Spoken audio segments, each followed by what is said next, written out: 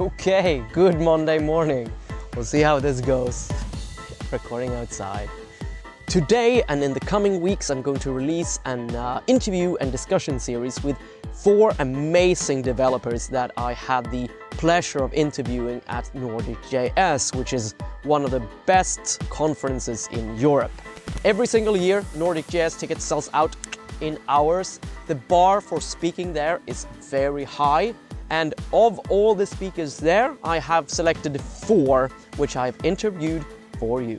First out in this series is Isa Silveira.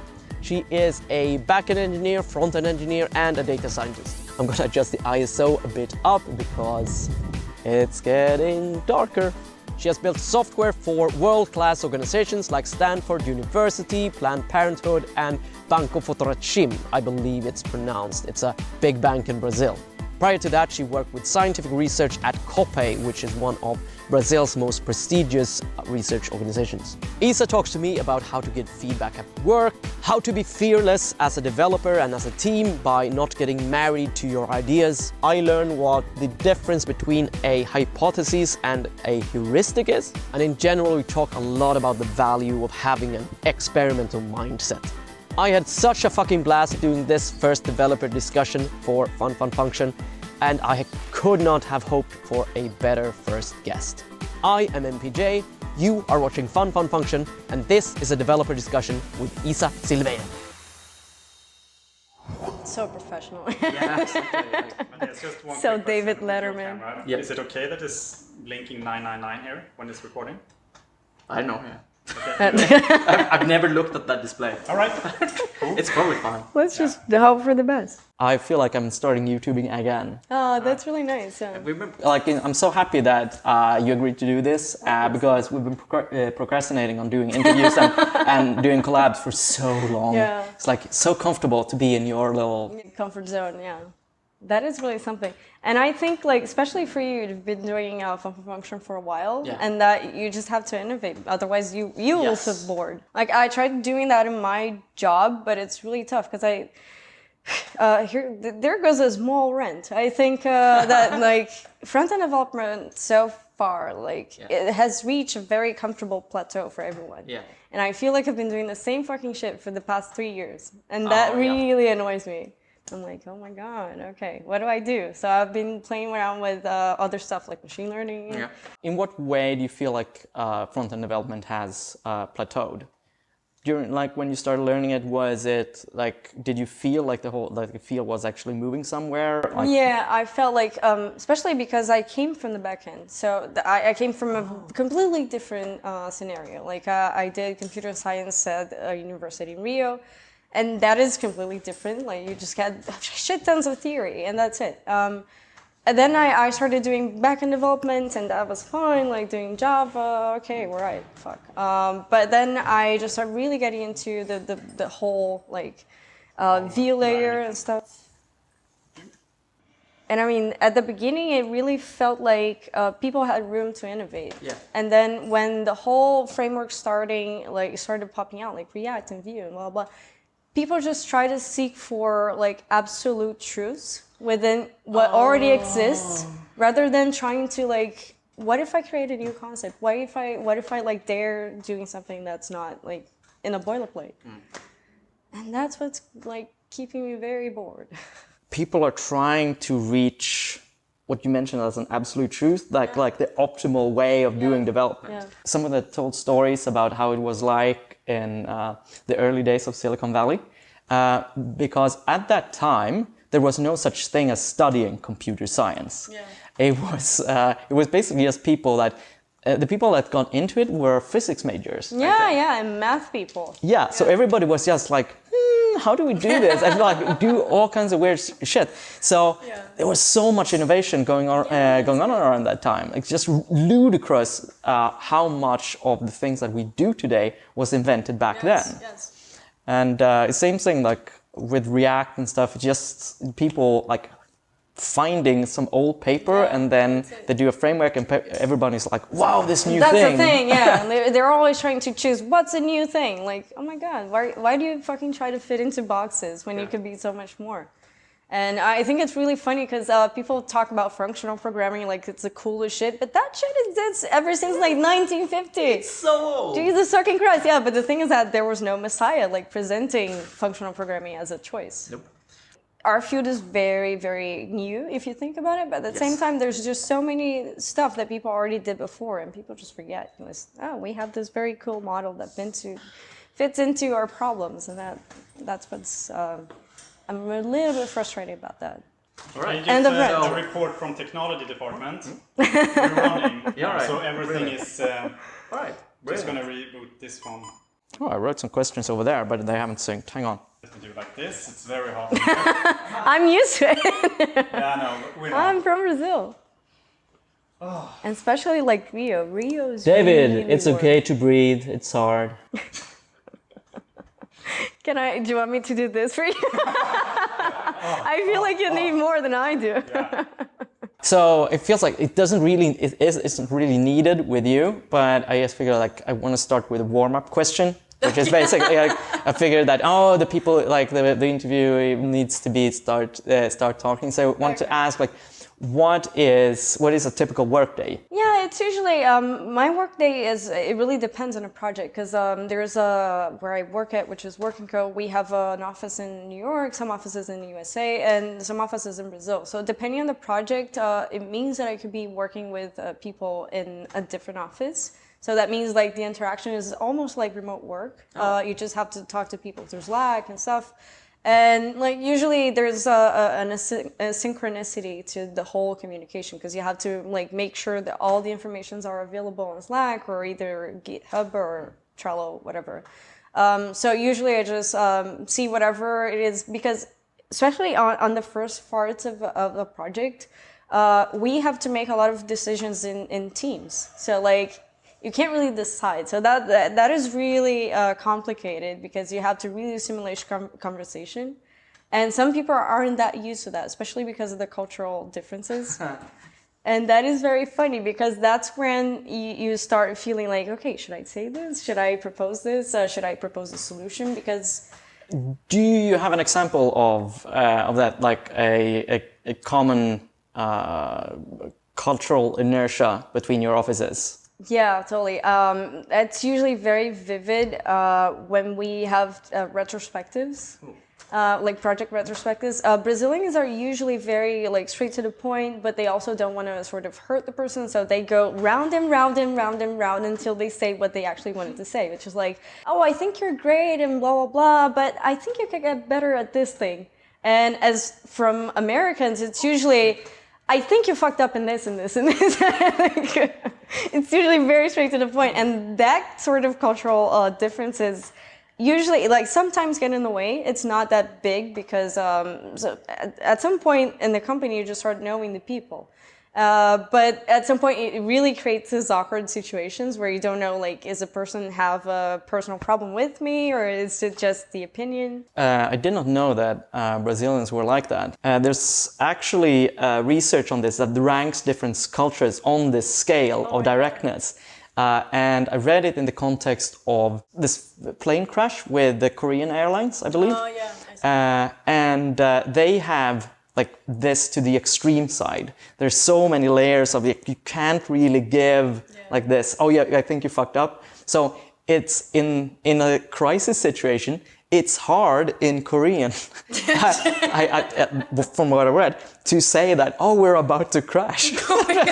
so it's like, yeah, I think that maybe like the wind is a little bit off. We're gonna die. Exactly. So that led to a crash. I mean, yeah, that's. I mean, not to that point, but with Brazilians, it's sort of the same way. Like, you have to say at least 5 good things about the person before you get to like saying that. Okay, I think crash. you can get better in this. Like, it's usually very awkward because whenever someone is not like this, we think it's a personal problem. Like, it's really awkward, but it's fun because that's really, I really like to be able to work somewhere where I get the interaction within people that aren't from my environment, because I think it makes me more rich in a sense of like, probably the person's gonna have a different baggage and like even technically.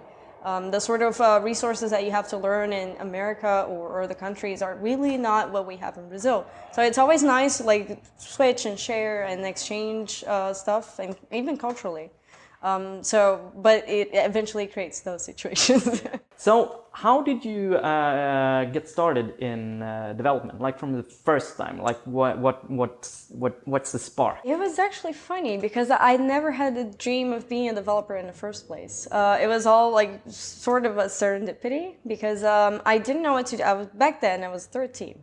And my parents were struggling with money, because in Brazil you can have either public education for like high school or even university, and you can have the private one. Usually the private one is a lot better, but it costs a lot. And my parents were struggling with money, and there was a school. There was a federal institution for high school, and they also had all these sort of technical courses.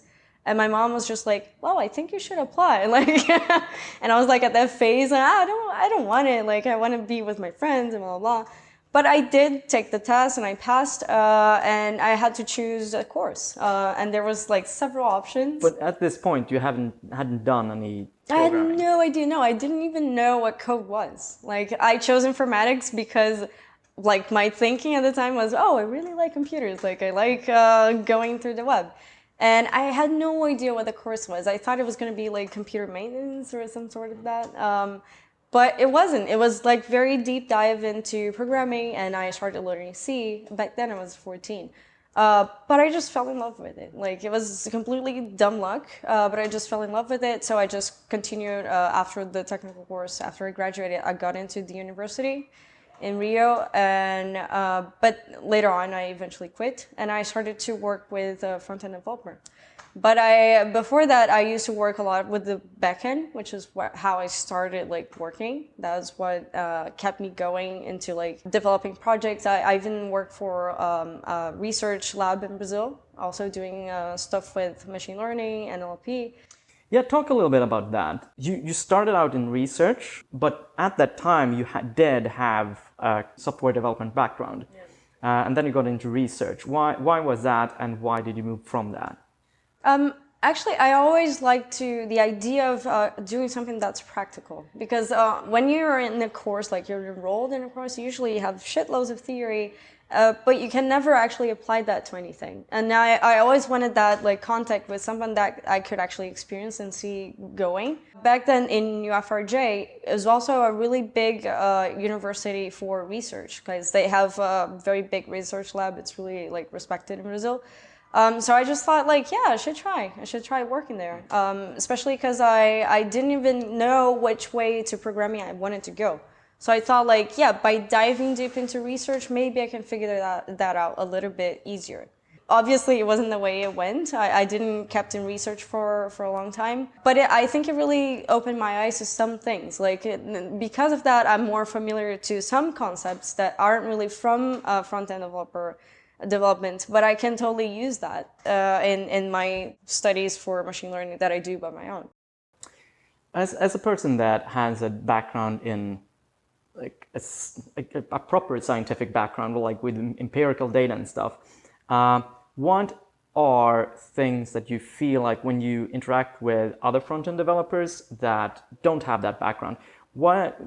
Is there some kind of repeating mistake that in the like a hole in their thinking that you observe? Yeah, I see it a lot. Like I see, because when you start getting used to research and like seeing that you actually have to make sure that your assumption is right, you have that like that habit of being very sure through data and through like experimentation if what you're actually thinking is proving to be like true. But in front-end developments and also other areas of computing, I see people like having a really strong assumption about something, not testing at all, and just moving forward with the solution. Which I think like I really missed that, like people not being as attached to their own ideas and their own experimentations, because it could be wrong. Like people usually don't assume they could be wrong. What I feel like people that have worked a lot with data and experimentation start shifting their attitude a little bit towards the concept of a idea rather than my idea or our idea. Like we're trying this experiment, we think that it's our hypothesis. Yeah.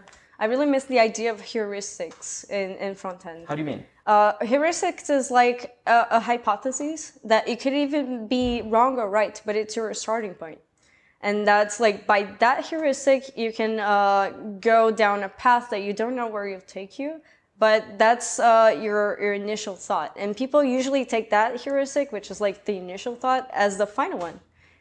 But so what's the difference between a heuristic and a hypothesis? the hypothesis doesn't necessarily mean that you're gonna like continue work on top of it. Okay. The hypothesis you can just marry to it. It's fine.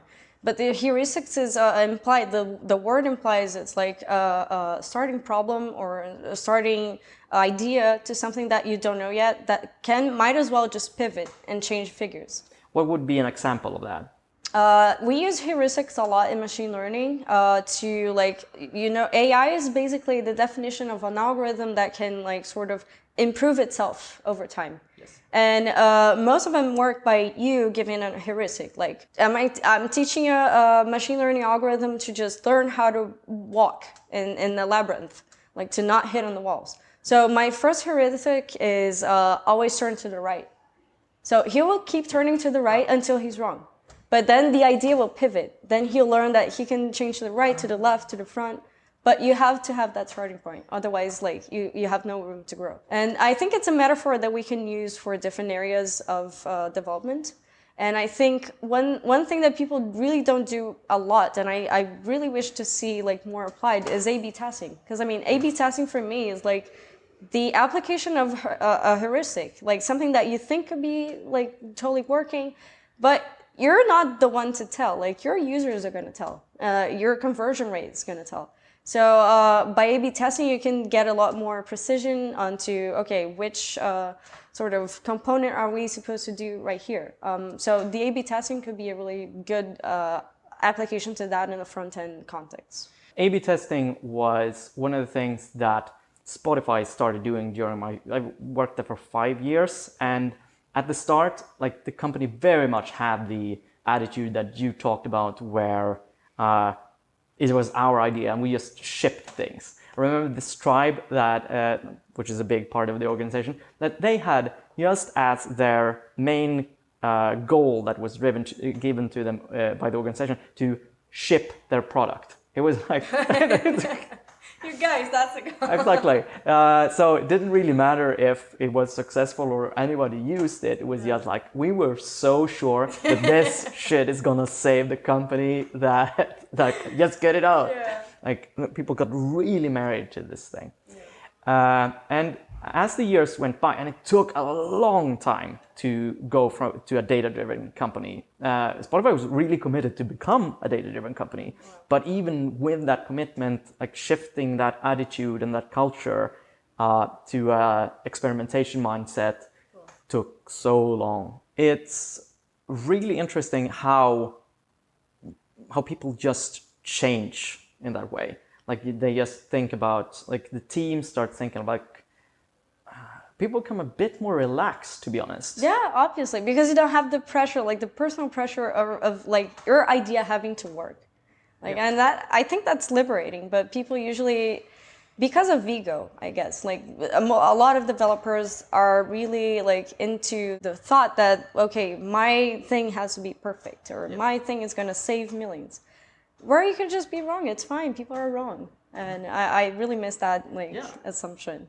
Yeah. I want to talk about wrong, and failure, because one thing that I think that we don't talk about enough is that most software development projects are failures. Yes. Like most software development just fails. Features that we roll out, like they mostly don't work. Like perhaps 70%, maybe even higher. Like just to get these things that are golden, you just have to fail a lot.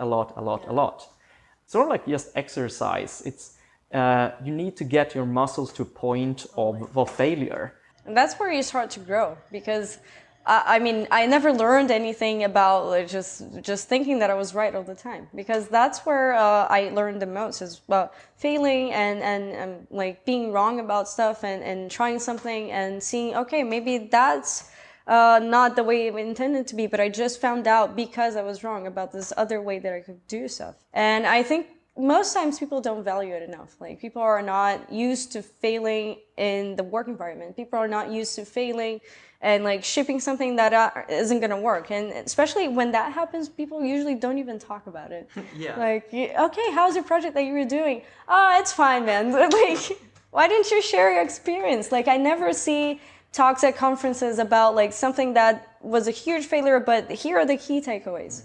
People don't talk about that. I think you're really hitting the spot there, that it's not talked about.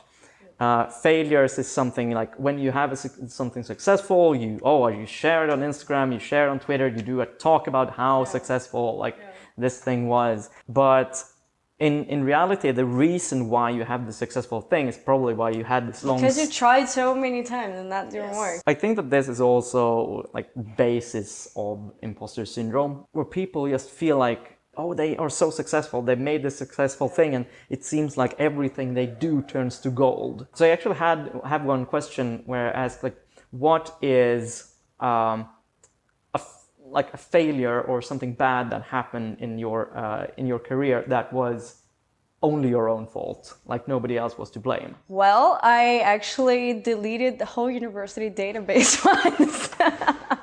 That's a great That story. happened, yes. Everybody and I was has in that. sheer panic because I didn't know what to do. Like, back then I was still in the university, but also working for the integrated system that basically just ruled every single thing. Like, people that used to get scholarships, people trying to get like signed into enrolled in subjects.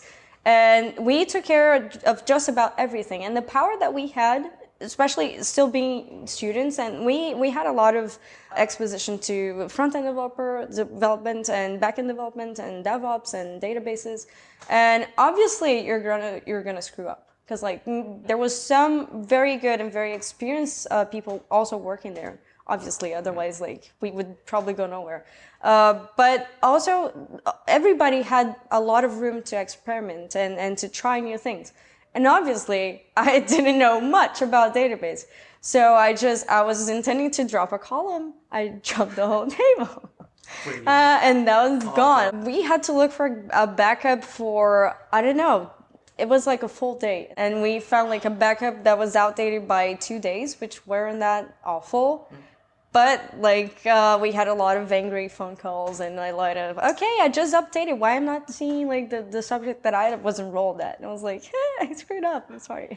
But that was really important for me because like after that, I lost all fear of like doing things that I wasn't used to it. After the first time that you fail, you just feel like, okay, I failed and I survived. Yes. So I can move on. So like after that, I feel very much comfortable in trying other things. And I feel like that was such a key moment in my life that I don't think I would have done so well experimenting things and like seeing myself as a web developer, but also doing machine learning stuff.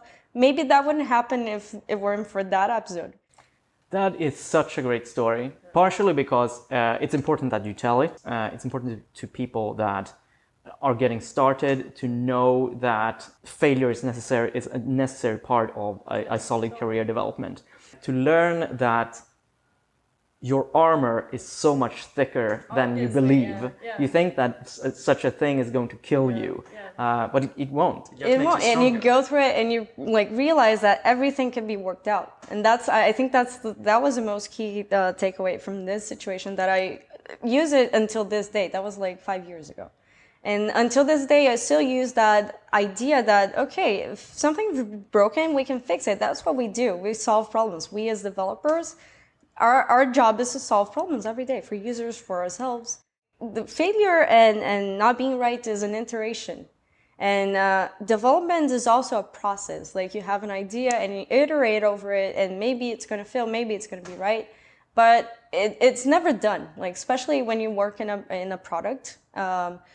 Right now, I don't really have that like day-to-day basis because since I work in an agency, I usually just hand out the projects and that's it. Like I don't really have an attachment or a relationship in the long term. But when you have a project to take care of, like you're gonna try stuff that aren't gonna work, and that's probably gonna be crucial for a different feature that you didn't even imagine in the first place.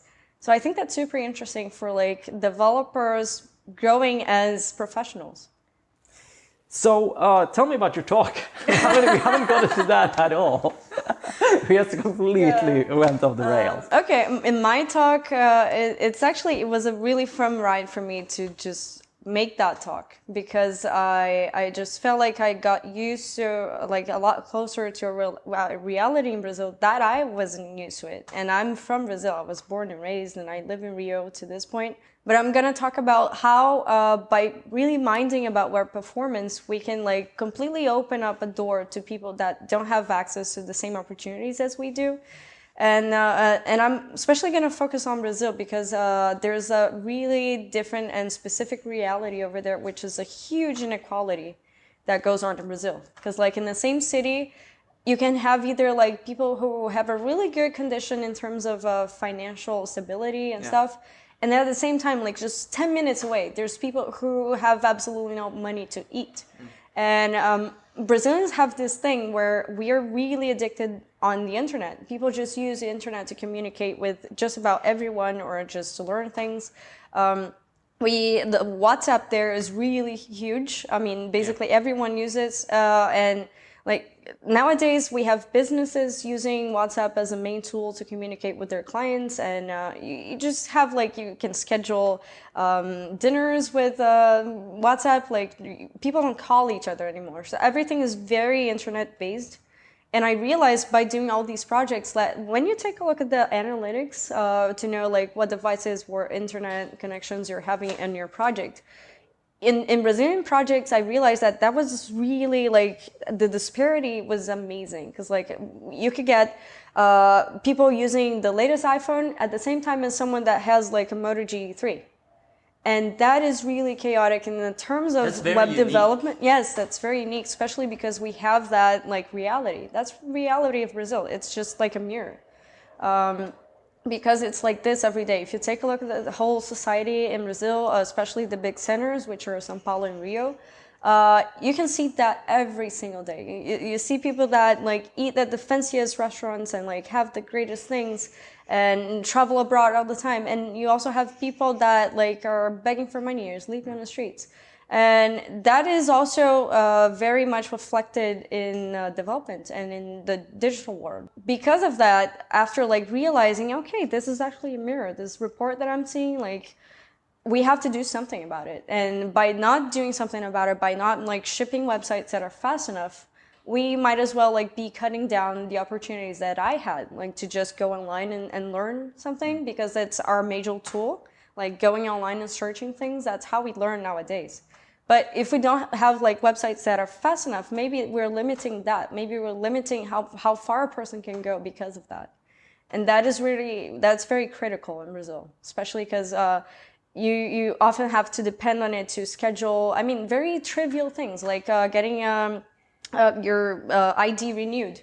That's just online. We don't use phones for that anymore. But at the same time, like if that website isn't fast enough, maybe you're like, the person is not going to have the same very thing that everyone has it. Yeah. And that's a very unique environment that I really wanted to like share with the rest of the world. And just making sure that people know that when we are developing a website, just optimizing for an iPhone 10, that isn't reality. Like, I think that the mindset that you're describing is extremely useful to have in general. I can share a Spotify story. At Spotify, they did this at the time when I started. They did this pretty cocky thing that you didn't get Spotify Premium, right. But you had to buy it on your own, and it really didn't matter. People did anyway, because they were software engineers and they were fans of Spotify. That's why they started working at Spotify. So that meant that everybody had Spotify Premium, but I mean, people always start out using the free version. Yeah, and it's a huge product, and it's more or less the reason for Spotify's success, because they do have a proper freemium service. But nobody at Spotify used it, so nobody knew how bad it was. Oh my God. It was so annoying to use. So what what we ended up doing was actually have the thing automatically switch to Spotify free on certain days, just to make sure that we actually used our own product and all aspects of the product. Like, this is the experience that people have when they first have Spotify. You have forgotten about this. Or maybe like the Spotify free tier was very different when we started using it many years ago. Like, this is what it looks like now. And after we started doing that, the free version improved tremendously. So much better, Yes, because like there was so much more. The organization just became so much more conscious about what the life of their users, it was like being able to put yourself into the mindset of the user by living it. Yeah, that's something that I actually mentioned in my talk, because the thing is that when we're thinking about a web application, you have to put yourself in the user's shoes. And that meant like not just the users that had the same conditions as you developing that website, because it's usually great. Like in offices, we have the best internet. We have like a fucking 29-inch monitor, which no one uses in real life. So I mean, we really have to go outside your comfort zone. One thing that I often do when I'm developing a website, I try to ask for the company to buy the like low tire devices. Yeah. Like, get me the Moto G3, get me the Moto G4, because that's like the average phone right now. Adios Manny, he wrote a very interesting article about the cost of JavaScript in 2018. And he mentions like people that the most common device in the world right now is Moto G4. And there's even like lesser capable devices still being very frequently used. And we are never going to be able to experience what a website must feel like if we're not actually trying to go outside of the conditions that we work at, which are usually very great. I think it's something that completely changed the way I develop. It completely changed the way I see digital projects. And I think it really helps me understand that like maybe we don't need a feature if it's not like perfect in all devices. Because if it's perfect for iPhone, okay, some portions of your users are going to have it. But like if you have a beautiful animation in iPhone, but it's really bad on G4, it's not worth shipping it. Like, just don't do it. Just make sure that you have the same experience for everyone. And especially when that limits access to some sort of very critical resources, such as education, such as services. And especially the people who develop for those kinds of things have to be especially extra mindful about that. I had a lot of experience with working in banking projects, which is, again, a very crucial thing, because it doesn't matter how much money you have to store it somewhere. And odds are it's not going to be under the mattress. It's going to be in a bank. So bank websites have to be very good at very different like devices and resolutions and everything. And having that sort of experience just really helped me understanding that that's a thing, especially even if you're not doing like something that is a very like large reach. Yeah. When you optimize to make sure that everyone can use it, you actually even get a very competitive advantage. Yes. Because even though if your user is not having a hard time loading it, he's obviously going to be very grateful for the website being very fast or very performant. Like, you're going to have better things. You're going to be like, your users are probably going to see your ads, because it's a thing nowadays. Like, most websites are monetized by ads, so it's a really important thing. And you end up getting all these nice things just because you're trying to care for the person that doesn't have the same opportunities as you do. And I think that's the real game changer in the area. Yeah, God, I switched a messenger now to Telegram, so switch over just because I just started using it, and it's just it's so snappy, and I can't imagine that could be for any other reason that they test on very low-end phones. Yeah. It's so nice when apps start immediately. Yes. And that's just a lost art, I think. Like, obviously, and like starting immediately and not like getting too much out of your data plan, because even though if you have money for a data plan, you're probably not going to be like happy when the whole like 10 gigabytes that you just bought are over because you tried watching something in a website. But it's also connected. So like an application that doesn't use a lot of data on your data plan also just doesn't use a lot of data, period. So it's going to be fast. Yes, it's going to be fabulous for everyone. And like by everyone, you really have to mean everyone. And I think even if you don't have, because we're talking in Sweden.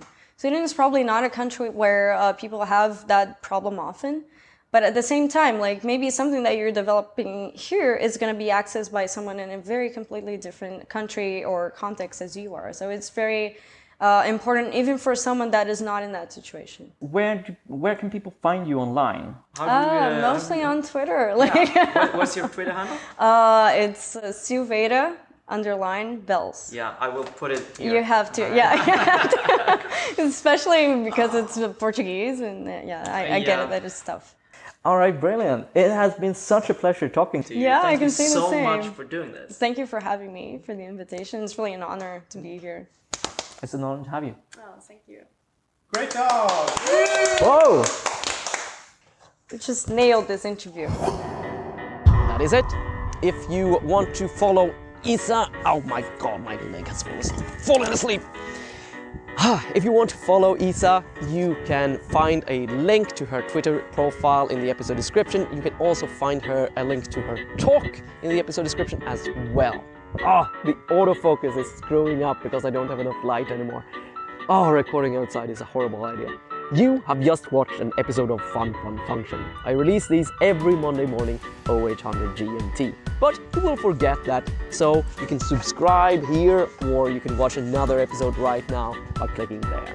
I am MPJ. Until next Monday morning, stay curious.